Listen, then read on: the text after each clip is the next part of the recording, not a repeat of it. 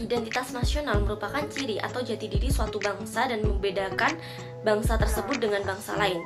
Integrasi nasional merupakan pembauran keberagaman yang ada pada suatu negara menjadi kesatuan yang bulat dan utuh secara nasional. Disintegrasi merupakan keadaan terpecah belah yang mana keutuhan dan persatuan luntur sehingga menyebabkan perpecahan.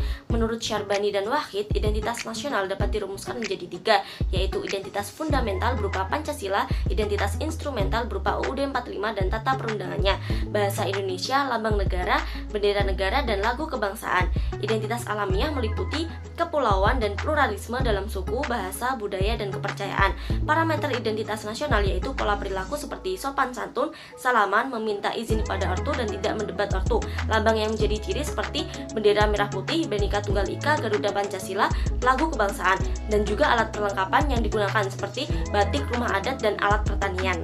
Faktor pembentuk identitas nasional yaitu satu faktor primordial yang meliputi ikatan kekerabatan dan keluarga, kesamaan suku ras, asal daerah, bahasa, dan adat istiadat.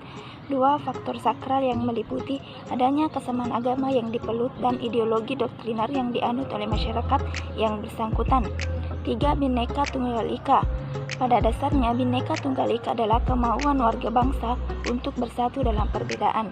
Selanjutnya, bentuk-bentuk identitas nasional, yaitu satu, bendera negara yaitu sang merah putih. Dua, lagu kebangsaan yaitu Indonesia Raya. Tiga, bahasa negara yaitu bahasa Indonesia. Empat, simbol-simbol Pancasila dan lambang Garuda Indonesia. Dan yang kelima, Undang-Undang Dasar Negara Republik Indonesia tahun 1945. Salah satu contoh kasus disintegritas ialah memudarnya norma sopan santun. Zaman sekarang ini, sopan santun sudah tidak begitu lekat seperti zaman dahulu, utamanya adalah di kalangan remaja.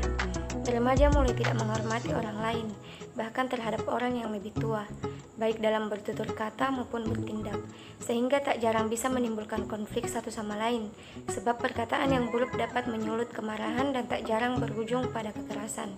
Salah satu bukti nyata berkurangnya norma sopan santun masyarakat Indonesia di era teknologi saat ini adalah perang di media sosial. Banyak yang berkomentar di media sosial dengan kata-kata kasar, tidak penting, tidak bermoral, serta menyakiti hati, bahkan menimbulkan permusuhan yang berbau sara.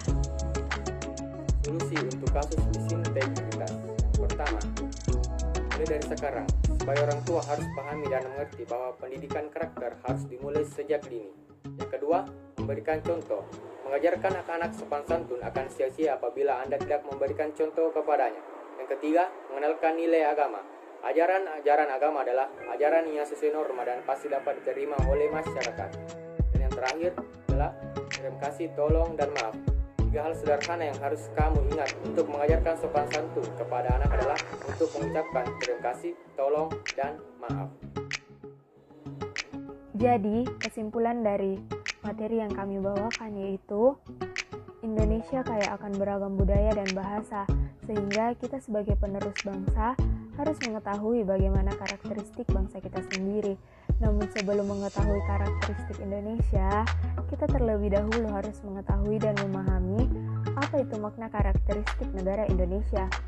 Salah satunya dengan cara mengetahui jati diri negara Indonesia, beserta bagaimana identitas dan ciri khas masyarakatnya.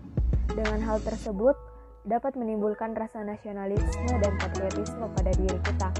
Selain itu, kita juga harus menerapkan perilaku-perilaku baik di kehidupan sehari-hari, dan tetap menggunakan produk dalam negeri. Mungkin itu saja hasil diskusi dari kelompok kami.